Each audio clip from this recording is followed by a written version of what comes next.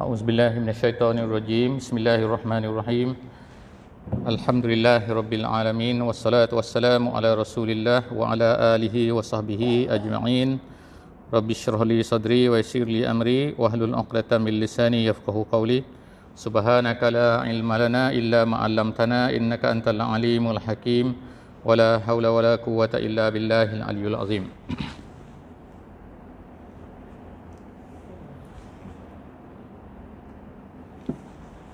Pertamanya kita bersyukur kepada Allah Subhanahu wa taala dan kita panjatkan salawat kepada baginda Nabi sallallahu alaihi wasallam. Allahumma salli ala sayyidina Muhammad wa ala alihi wa sahbihi ajma'in. Insya-Allah untuk memberkati majlis ilmu kita pada malam ini, kita sama-sama memulakannya dengan kita membaca surah Al-Fatihah.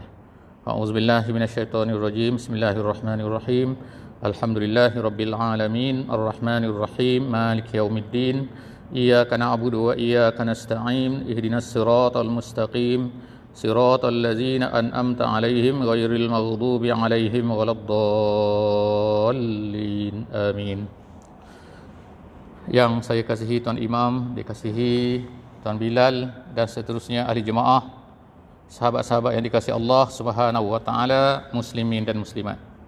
Alhamdulillah, pada malam ni Allah Subhanahu wa taala izinkan kita bersama-sama lagi dalam majlis ilmu. Insya-Allah moga-moga Allah Subhanahu wa taala akan kurniakan kepada kita dengan pahalanya yang paling pentingnya, dan kemudian kefahaman kepada agamanya, dan kemudian serba sedikit insya-Allah kita mendapat ilmu untuk kita beramal, dan kemudian kita akan sampaikan kepada sahabat-sahabat kita yang lain yang tak hadir dalam majlis kita pada malam ini. Jadi insya-Allah pada malam ini kita akan sambung pembacaan kitabnya adalah kitab Al-Fiqh Al-Manhaji ala Mazhabil Imami Asy-Syafi'i. Malam ni kita akan baca tajuk yang kedua. Tajuk yang pertama kita telah baca pada minggu lepas, iaitu tentang jenis-jenis air yang biasalah kita baca. Pada malam ini tajuknya adalah Al-Awani. Tajuknya Al-Awani. Al-Awani artinya adalah bekas ataupun peralatan. Jadi Allah Subhanahu wa taala telah jadikan kepada manusia pelbagai perkara atas keliling kita ni. Bukan hanya Allah Subhanahu wa taala jadikan manusia sahaja, tapi Allah Taala jadikan ada macam-macam. Ada binatangnya, ada pokoknya, ada benda-benda jamadatnya. Jamadat ni erti ialah perkara-perkara yang tidak hidup. Tapi semua benda tu kalau ikut dalam Al-Quran adalah merupakan semuanya bertasbih kepada Allah Subhanahu wa taala. Maknanya yang tidak bertasbih kepada Allah ni hanyalah dua sahaja, iaitu jin dan juga manusia. Yang ingkar, yang nakal, yang jahat sikit ni, yang banyak maksiat sikit ni ialah manusia dan juga jin. Yang selain daripada tu iaitu bukit bukau, langit, bumi, galian dan sebagainya, semua benda ni adalah sujud dan juga bertasbih kepada Allah Subhanahu wa taala, sebagaimana yang disebutkan dalam Al-Quran, Sabbahalillahi ma fis samawati wa ma fil ardi. Telah bertasbih apa yang ada di langit, apa yang ada di bumi kepada Allah Subhanahu wa taala. Cuma dalam ayat Quran disebutkan kita tidak memahami, walakin la tafhamuna la ta'qiluna. Semua kita ni tak faham apa yang mereka tasbihkan. Apa yang mereka sebutkan ni kita tak faham. Kalau kita faham, kalau kita ni faham semua, nanti riuh rendah kita ni, lari, takut kan. Sebab apa? Semua berbunyi. Jadi alhamdulillah Allah Taala tak beri kita ni faham. Bahasa binatang pun kita tak faham. Allah Ta'ala beri kepada Nabi Sulaiman, kepada Nabi Daud faham bahasa binatang. Jadi mereka faham, adalah faedah-faedahnya. Tapi kalau Allah Subhanahu Wa Ta'ala beri faham kepada kita bahasa binatang, nescaya kita pula nanti takut nanti. Semut datang bercakap, gajah bercakap, apa lagi? Anjing bercakap, kucing bercakap. Kucing tengok kita, dia kata jahatnya manusia, sembahyang pun tidak, baik aku, dia kata. Nanti susah.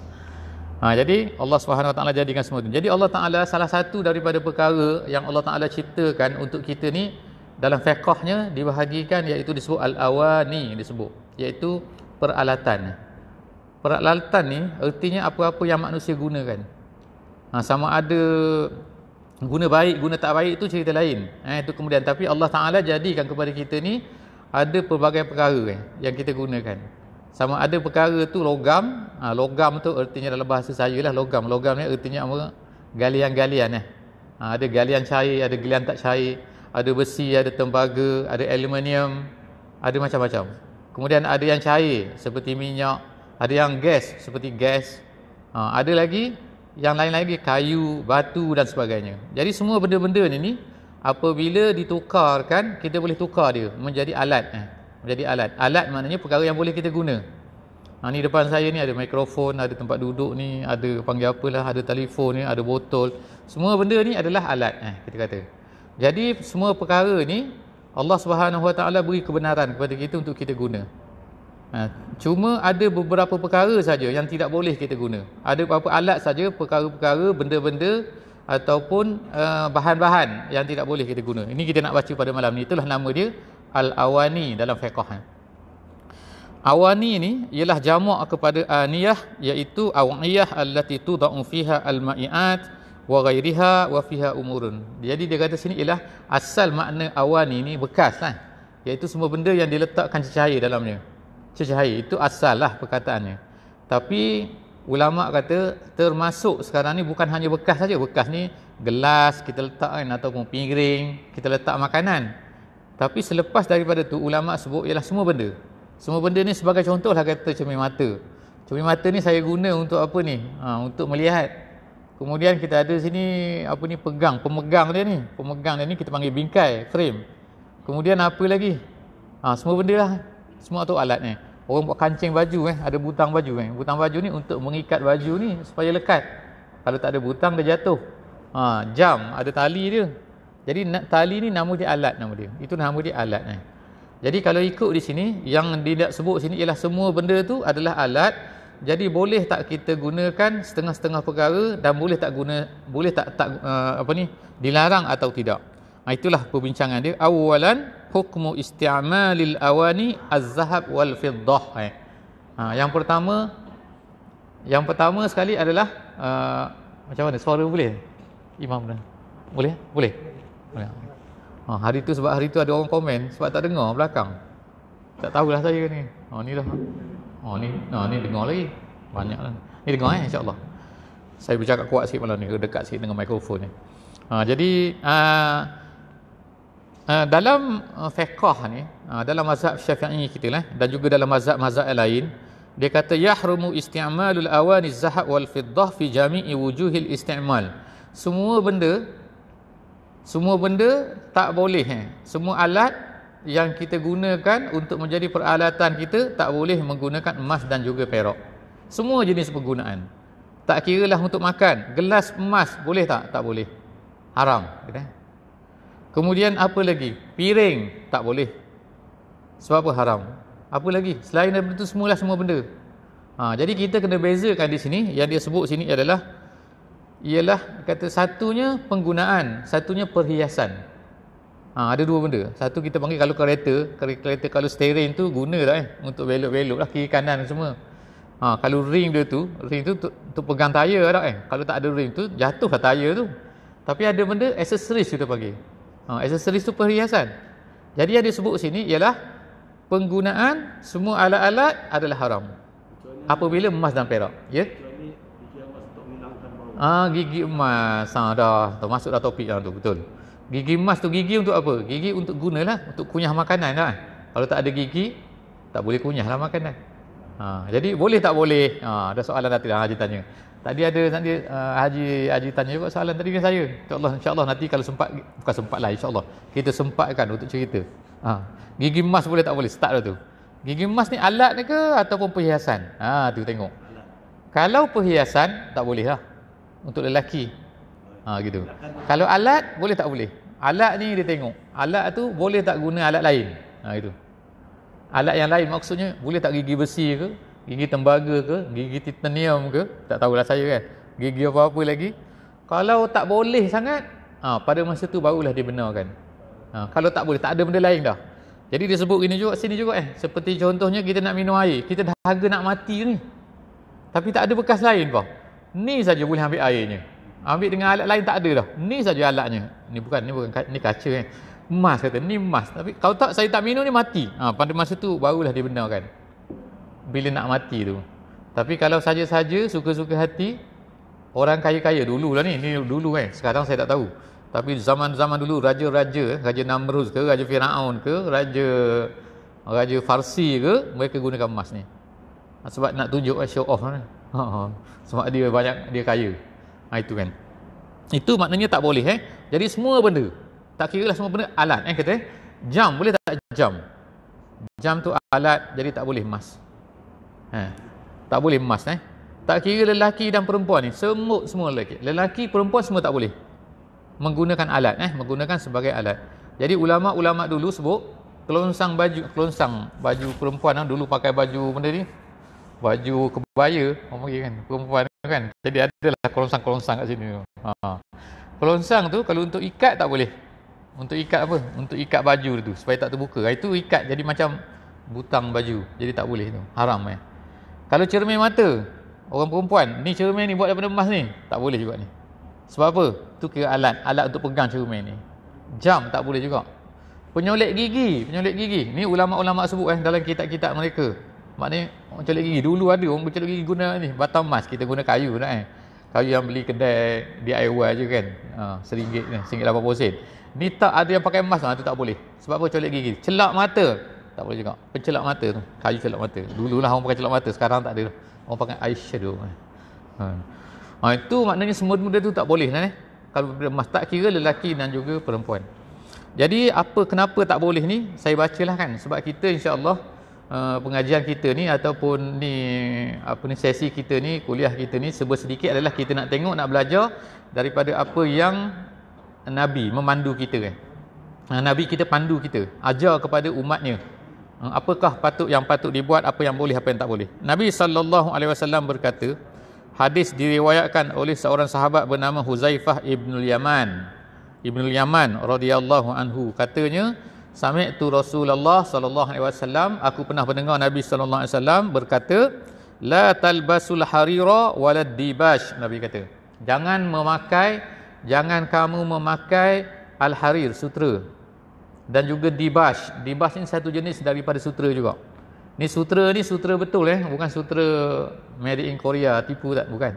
Ni sutera betul daripada ulat sutera tu. Tak tahulah ada sini kan. Ada juga orang pakai ni jadi lelaki tak boleh pakai apa pun, tak boleh tali leher ke, mana tahu ada orang pakai kan, ataupun apa-apalah stocking ke, semua alat-alat pakaian semua tak boleh. Untuk lelaki tak boleh pakai harir sutera.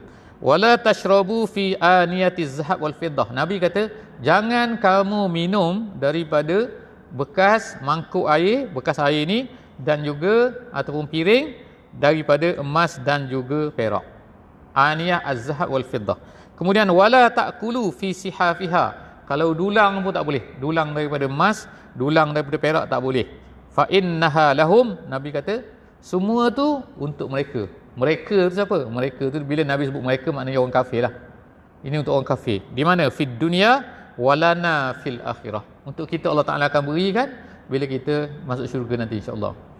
Jadi siapa yang tak nak masuk syurga, makan piring emas atas dunia ni, langgar. InsyaAllah tak boleh masuk syurga.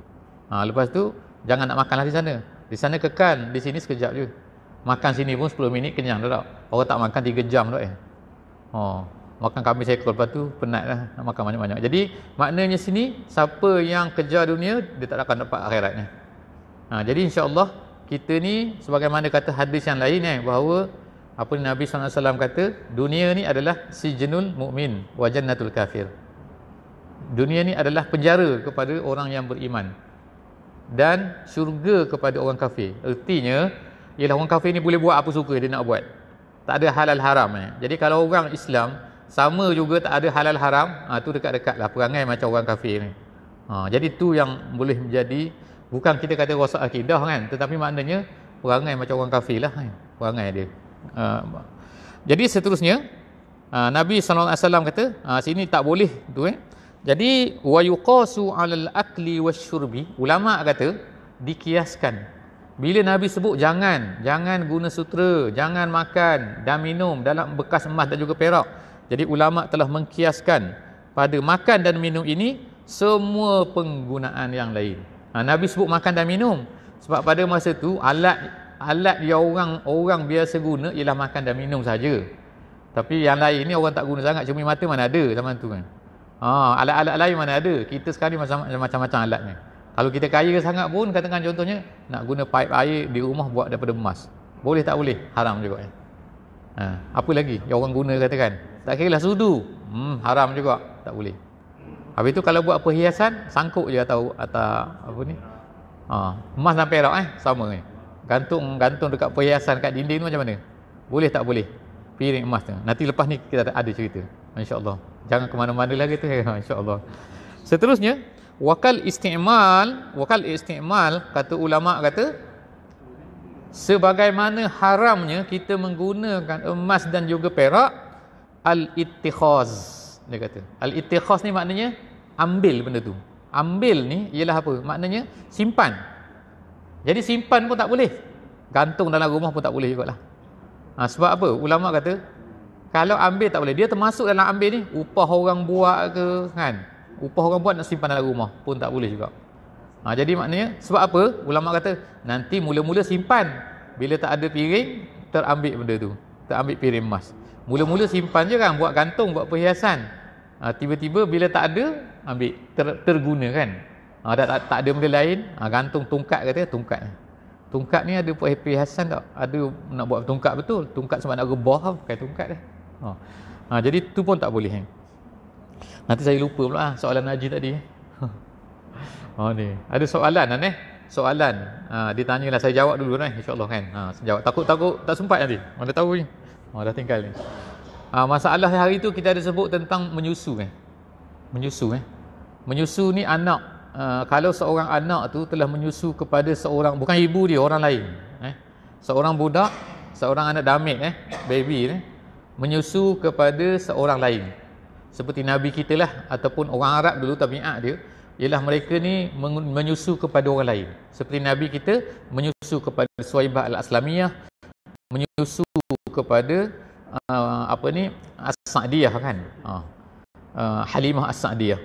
Jadi bila seorang anak damit ni sebelum umur 2 tahun, kemudian dia menyusu kepada seorang perempuan, dengan dah puas menyusu selama banyak 5 kali puas, maka automatically kalau umur dia belum cukup 2 tahun, belum cukup 2 tahun, budak tu kalau dah tua, dah 3 tahun menyusu lagi, tu tak jadi dah.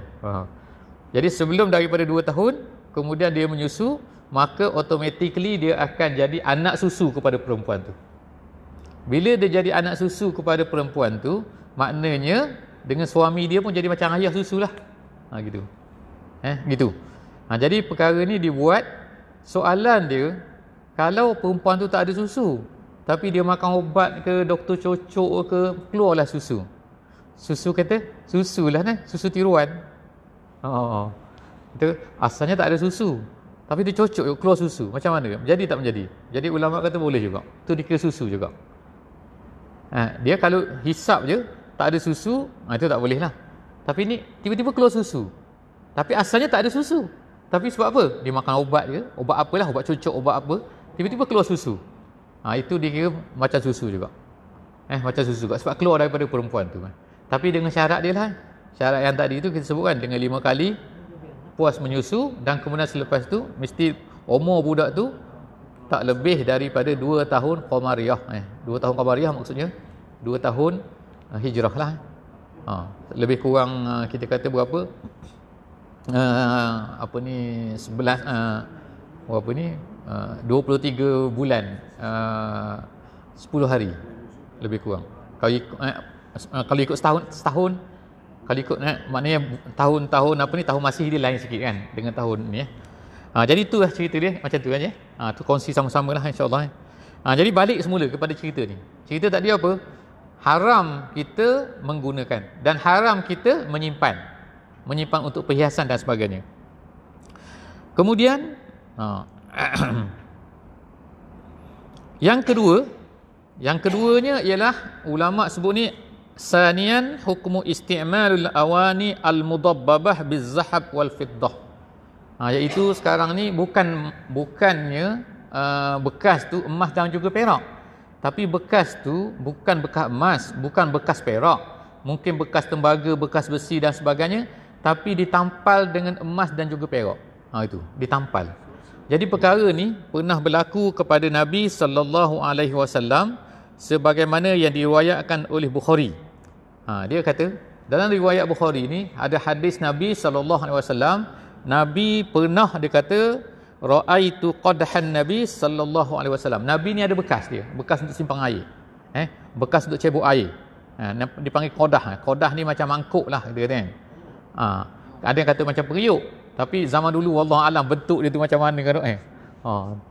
Jadi bekas tu kalau orang India banyak guna bekas besi tak. Kalau orang di India, orang Arab pun banyak guna bekas besi juga. Kalau dia makan memang semua bekas besi. Itu makan bekas kaca lah kan. Bekas kaca, bekas cantik-cantik tu, bekas tembikar tu. Orang Arab makan bekas besi semua. Ada macam tu. Jadi dia kata qadah tu, dalam setengah terjemahan dia kata periuk. Dalam setengah terjemahan dia kata macam mangkuk macam tu. Tak apa. Jadi Nabi SAW ada bekas tu, qadah tu. Kemudian dia kata inda Anas ibn Malik, kata. Bekas tu dipegang oleh seorang sahabat bernama Anas bin Malik. Jadi Anas bin Malik ni ialah seorang sahabat yang menjadi khidmat kepada Nabi, macam khodam dia panggil. Khodam kepada Nabi. Dia khidmatlah sebab mak dia ni hadiah kan. Anak dia ni Anas bin Malik ni untuk menjadi perkhidmat kepada Nabi. Sebab mak dia kata aku tak ada benda lain, aku tak ada perkara lain, jadi aku hadiahkan anak aku untuk menjadi tukang khidmat kepada Nabi. Jadi ke mana-mana Nabi pergi, dia akan pergi. Jadi kerja dia bawa lah benda-benda tu sebagai contoh untuk bekas air tu. Jadi bekas itu, kata sahabat ni, iaitu Asim bin Ahwal ni, dia kata wa kana qad insada'a, bekas tu telah pecah. Jadi kalau kita pecah ni lempar dah buang dah pun kita kat ni kan. Tapi zaman Nabi tu maknanya susah nak dapat bekas tu. Jadi bekas tu pecah. Jadi Nabi telah salafu bi fiddah. Jadi dia telah tampalkan bekas tu dengan perak. Gitu. Jadi zaman dulu saya rasa, zaman saya pun ada lagi, zaman saya dulu. Kalau bekas tu rumah tu, periuk tu, kalau berlubang, mak akan pergilah, ada orang datang tu, dia akan tampal dengan aluminium lah biasanya kita. Tapi zaman Nabi tu dia tampal dengan perak. Tempat pecah tu. Jadi waqala Anas, berkata Anas, laqad saqitu Rasulullah sallallahu alaihi wasallam fi hadzal qadah aksar min kaza wa kaza. Dia kata beri minum kepada Nabi sallallahu alaihi wasallam, dia kata beri ataupun beri air ni untuk minum ke, beri air untuk ambil wuduk ke dan sebagainya, kepada Nabi sallallahu alaihi wasallam menggunakan bekas ni, dia kata lebih daripada sekali, maknanya banyak kali, berkali-kali lah maknanya. Jadi Nabi sallallahu alaihi wasallam ini nama di hadis macam ni, nama dia ialah hadis, dipanggil hadis perbuatan ataupun hadis silent, hadis senyap, takrir. Takrir ni maknanya Nabi, pengakuan Nabi senyap, sukut. Nabi tengok, sebab Nabi tahu bekas tu digunakan dengan, ditampal dengan perak, tapi Nabi senyap. Artinya apa? Bahawa satu bekas kalau kita tampal dengan perak, maka benda tu adalah harus, gitu. Harus digunakan, harus dibuat. Sebab Nabi ni tabiat dia ialah kalau dia tengok satu benda haram berlaku di depan dia, dia mesti akan melarang. Dia tak akan diam. Jadi kalau Nabi diam, tandanya apa? Bahawa perkara tu adalah boleh. Jadi ulama-ulama telah ambil hukum daripada sini, iaitu apa? Iaitu harus kalau kita menampal, disebut sini kan, yahrumu isti'mal ma dubbiba bizahad mutlaqan. Sawa'an kanat al-dabbatu saghirah atau kabirah. Nombor satu, hukum dia ulama kata sini adalah apa? Kalau kita tampal bekas kita dengan emas, dia ada emas ada perak. Kalau tampal dengan emas tak boleh, dia kata. Tak kiralah tampal tu besar ke kecil ke, kalau guna emas untuk tampal bekas yang pecah, bekas yang apa-apalah ni, yang bocor ke, tak boleh guna emas. Emas tak boleh, haram. Wa amma tadbit bil fiddah, ada pun tampal dengan perak, fa in kanat dubbah saghirah li ghairi zinah jaza. Kalaulah dia kata tampal tu kecil besar ni macam mana kecil kan. Jadi kecil besar ni ulama kata adalah mengikut kepada uruf. Uruf ni maknanya orang ramai kata apa? Tanya orang kata, ni besar kecil. Ni kata haji kata besar. Ni besar kecil. Besar kecil, besar. Besar kecil, besar. Besar tak kecil? kecil. Seorang ni seorang kecil kecil gitu. Jadi kita ikut pendapat ramai kena besar. Begitu juga lubang lubang kalau kita semayang tu kan, ada kain berlubang kata kan. Ada berlubang besar lidi, ada kadang-kadang tu. Ada berlubang dia besar 2 jari. Mana kecil mana besar? Kalau ni besar tak sampai nampak ni kan. Kalau besar lidi, kain kita ni mesti ada lubang lah Mana tak ada lubang, mesti ada lubang kain kita ni. Jadi besar mana yang dibolehkan. Kalau kecil tu ada. Kalau kata serupalah juga dengan cat katakan, cat rumah ke, orang kerja apa ni, pomen kereta kan kadang-kadang ada minyak sikit kan ataupun macam-macam lah, ada sisik ikan lah. Ulama kata kalau orang yang bekerja memang kerja dia jual ikan, tiba-tiba ada sisik yang kecil tu kan, itu dimaafkan kata. Tapi kalau orang tak ada kaitan, bukan kerja jual ikan, dia ni saja pergi main-main kata kan, pergi pasar gadung sekali-sekala suka hati kan, tiba-tiba ada sisik, tak dimaafkan. Macam tu juga bulu kucing yang kita sebut hari tu, bulu kucing. Kalau orang tu memang bermain dengan kucing, rumah dia banyak kucing, dia suka kucing, penuh kucing di rumah dia, maka kalau ada bulu kucing melekat pada kain dia, dia pergi sembahyang, maka dimaafkan kalau sikit. Tapi kalau orang yang tak ada kaitan dengan kucing, ada bulu kucing, tidak dimaafkan. Gitu. Seterusnya. Jadi ulama kata sini, kalaulah ditampal tu, tampal bekas tu dengan bekas perak kerana memang perlu, dia kata. Tapi bukannya untuk perhiasan, bukan nak cantik-cantik, maka harus. Wa in kanat kabirah li zinah fa haramun. Tapi kalaulah kata dia bertampal tu, tampal apa? Tampal besar kata, untuk perhiasan. Nak style, nak lawa kan? Bagi perak. Perak ni warna dia macam aluminium dah tak? Kalau bukan aluminium kita tampal tu nak cantik lah. Jadi itu dia kata haram. Wa in kanat kabirah li hajatin aw saghirah li zinatin kariha. Kalau sekiranya besar tetapi perlu. Besar tapi perlu. Maknanya lubang tu besar contohnya. Ataupun pecah tu besar. Jadi dia pun tampal dengan besar tapi guna perak dan perlu, maka hukum dia makruh. Ataupun dia kata perhiasan kecil untuk perhiasan je, titik-titik contohnya, maka hukum dia makruh. Tu jadi complicated kan, sekali makruh mana satu haram kan. Kita insya-Allah lah zaman sekarang kita tak guna. Cuma kita nak faham ni bahawa kalaulah sengaja tu tambah-tambah tak ada kerja kan, nak buat cantik-cantik je, itu jaga-jaga sikit, hukum dia boleh jadi haram. Itulah kita nak harapkan tapi alhamdulillah lah kita ni orang-orang Melayu kan jarang lah guna emas, guna perak ni kan. Cuma kata yang Haji tadi sebut lah, mungkin ada gigi, tapi sekarang tak ada dah jarang dah kan. Orang pakai pergi ke hospital, dia cakap gigi batu dia tanam masuk dalam tu. Dia buat kedai untuk menghilangkan bau-bau gigi. Dulu kan. Sekarang ada lagi? Tak ada dah. Jarang dah. Zaman dulu betul. Masa saya damit-damit dulu selalu jumpa orang gigi emas. Dia senyum tu nampak gigi emas. Jadi ulama pun bincang lah situ kan. Kalau perlu memang tak ada logam lain, dia kata kecuali emas saja. Kalau guna lain daripada emas gatal kata. Habis tergaru-garu apa itu barulah dimaafkan.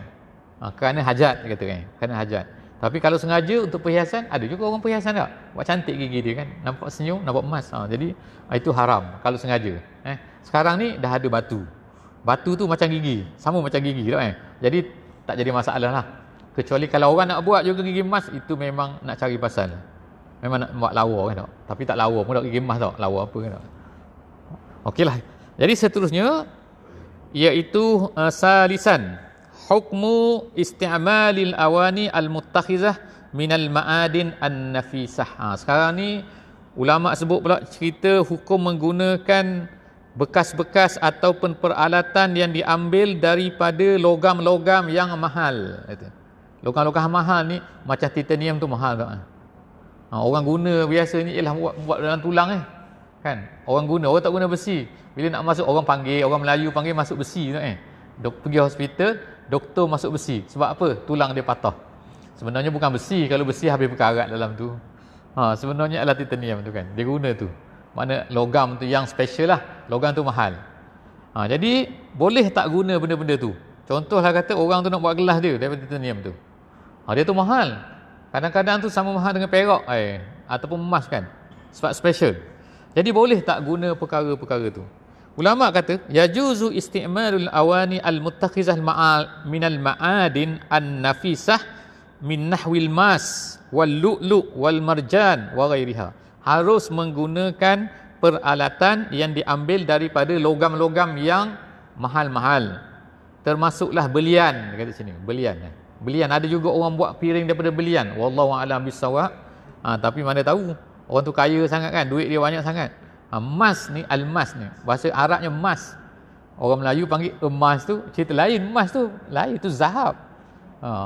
Jadi yang dia kata emas tu yang orang letak tu kan apa ni, belian tu yang orang letak dalam depan orang buat potong kaca, orang letak belian tu kan. Orang nak potong pun logam-logam yang keras tu dia letak belian tu kan.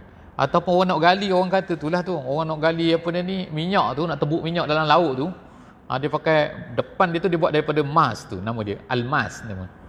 Al-belian lah itu kan, yang keras tu maknanya. Jadi tu batu tu mahal kata. Jadi batu tu mahal, boleh tak kalau guna tu kata. Jawapan dia boleh, ulama kata. Kenapa pula emas tak boleh? Itu boleh. Jadi sini baliklah cerita tentang, kerana ulama-ulama kata hikmahnya, kerana walaupun logam tu mahal, tapi orang tak guna untuk buat apa? Buat backup duit. Buat apa? Reserve duit. Kalau orang nak keluarkan duit, tak kira lah negara Brunei ke negara mana, negara Singapura, negara Malaysia, negara mana, dia nak keluar duit, dia tak boleh suka-suka hati pergi cetak duit kan. Kerajaan kata cetak duit 1 bilion, bukan boleh main-main suka hati cetak duit kan, dia mesti ada reserve dia. Reserve tu ada emas di belakang tu. Emas betul, zahab tu kan, jongkong-jongkong tu. Jadi ulama kata emas ni, gold ni, az-zahab ni orang gunakan untuk emas. Dulu nama dia dinar, nama dia duit emas. Tapi yang logam yang mahal-mahal tu orang tak guna.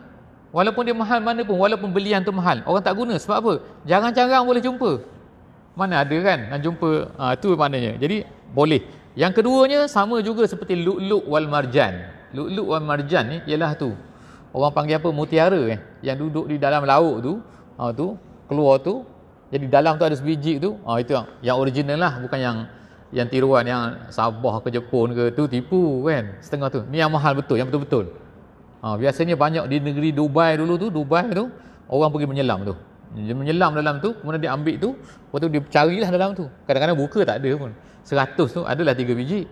Yang ada apa? Yang ada al-lu'lu' wal marjan nama dia. Jadi boleh tak guna bekas benda tu untuk sebagai alat? Jadi jawapan dia boleh. Lelaki boleh guna, perempuan boleh guna. Kemudian li'adami wurud nasi. Kenapa ulama kata tak boleh guna? Kenapa alat-alat tu boleh digunakan? Kerana dalam hadis-hadis Nabi SAW, Nabi tak sebut pun tak boleh guna. Dalam ayat Quran memang tak ada, dalam hadis Nabi memang tak ada. Oleh kerana tak ada, maka hukumnya adalah boleh. Dia balik kepada asal nama dia. Al-aslu ialah boleh. Gitu kan. Al-aslu al-jawaz, dia kata, ulama kata kan. As-aslu fil asya' al-ibahah. Halal, hukum kepada semua benda ni asalnya kalau tak ada kata haram, maknanya halal. Dia ulama-ulama sebut sini ada 2 jenis. Ada 2 jenis perkara dalam kehidupan kita ni. Nombor 1 nama dia ibadat. Nombor 1 ibadat, al-ibadah. Dalam ibadat, dalam perkara-perkara ibadat ni, kalau tidak ada dalil, maka hukumnya adalah tidak boleh. Dia dipanggil al-aslu fil ibadat al-man'u, dipanggil. Kaedah dia, prinsip dia. Asal kepada masalah apa-apa saja dalam masalah ibadat ni, hukumnya adalah dilarang, sehinggalah ada dalil yang mengatakan boleh. Kita semayang ni sebab Nabi suruh kita semayang, sebab tu boleh. Jadi Nabi suruh kita semayang berapa kali? 5 kali satu hari. Ada semayang, kemudian ada semayang lebih lagi, semayang gerhana baru ni 2 hari lepas. Kemudian ada witir, ada gini, ada gini. Itu semua boleh lah. Tapi kalau kita buat memandai-mandai, semayang apa pula? Hari ni ada satu semayang baru pula kita cipta, nama dia sembahyang tengah panas nama dia. Bila matahari panas kita semayang, sunat semayang. Itu nama dia bid'ah. Itu bab ibadat. Selesai masalah ibadat. Bila habis ibadat, selain daripada ibadat, masalah kehidupan kita, masalah apa ni, kita nak naik apa, masalah kita nak pakai baju apa, nak guna alat apa, nak bisnes cara mana, semua tu ulama kata dia termasuk dalam satu perkara lain. Nama dia ialah al-aslu fil muamalat al-jawaz. Al-aslu fil muamalat artinya asal dalam apa-apa saja urusan hidup manusia selain daripada ibadah, maka dia adalah harus. Jadi termasuklah perkara ni. Sebab itulah ulama kata semua binatang adalah harus, kecuali dia ada kecuali tu. Kecuali yang tidak boleh dimakan. Jadi apa yang tak boleh dimakan? Yang sebut tak boleh makan lah. Babi tak boleh makan, anjing tak boleh makan, apa lagi? Yang menerkam tak boleh makan, yang hidup dua alam tak boleh makan. Yang tiba-tiba ulama jumpa baru apa? Zirafah. Zirafah. Zaman Nabi tak ada, dalam hadis tak ada sebut zirafah.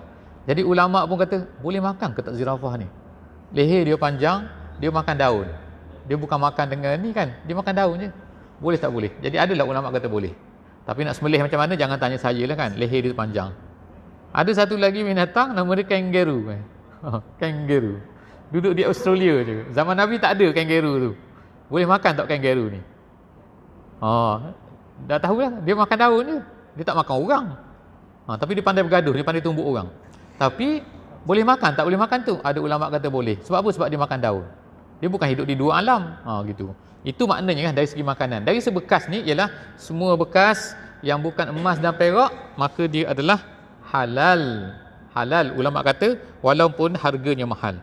Wal aslu al ibahah ma lam yarid dalilut tahrim. Tu kaedah dia. Ulama-ulama pakai semua benda adalah halal selagi mana tidak ada dalil yang menunjukkan haram. Yang terakhir, kalau sempatlah ada 2 minit lagi, insya-Allah, iaitu masalah hukum menggunakan bekas-bekas orang kafir.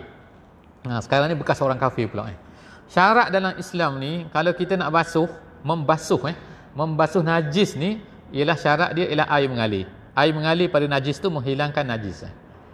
Tapi adakah syarat yang membasuh tu, orang yang membasuh tu, adakah mesti orang Islam?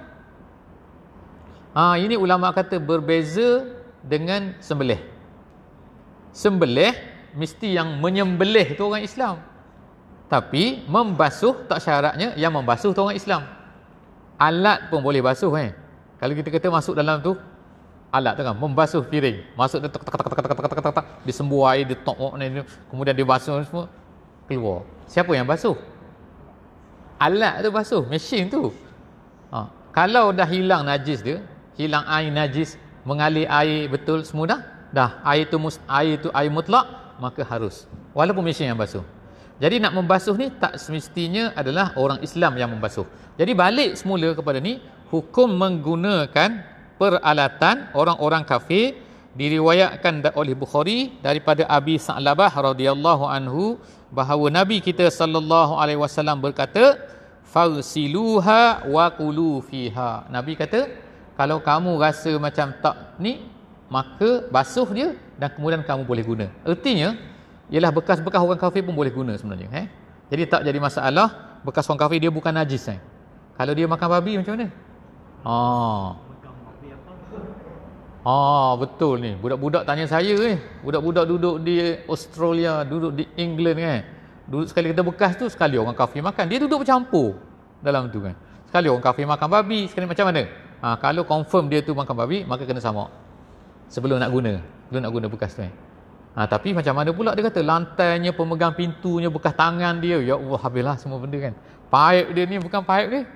Itu tak perlu. Ulama kata tak perlu samak Tapi benda yang kita nak, yang confirm dia tu bekas babi tu, itu kena samak. Kena samak lah. Kalau nak makan bekas dia, kalau nak makan bekas kita lah, bekas dia lah kan. Itulah. Jadi insya-Allah secara umumnya, kalau kita tak tahu dia ni makan babi ke tak, dia kira maka tidak. Tapi kalau jenis orang yang memang makan benda haram, babi lah maka kena samak. Tapi kalau makan yang bukan haram, bukan benda babi, tapi cuma benda haram, seperti makan benda yang tak sembelih semua, itu cukup dengan basuh biasa saja. InsyaAllah jadi tak haram makan makanan tu, insyaAllah. Bukan makanan, bekas tu. Itu setakat itulah saja insyaAllah sesi kita pada malam ni. Aku qouli hadza wa astaghfirullahalazim li wa lakum. InsyaAllah jumpa lagi lah dalam sesi akan datang. Wallahu alam. Wassalamualaikum warahmatullahi wabarakatuh. Bismillahirrahmanirrahim. Wal 'asri innal insana lafi khusr illa allazina amanu wa 'amilus solihat wa tawassaw bil haqqi wa tawassaw bis sabr.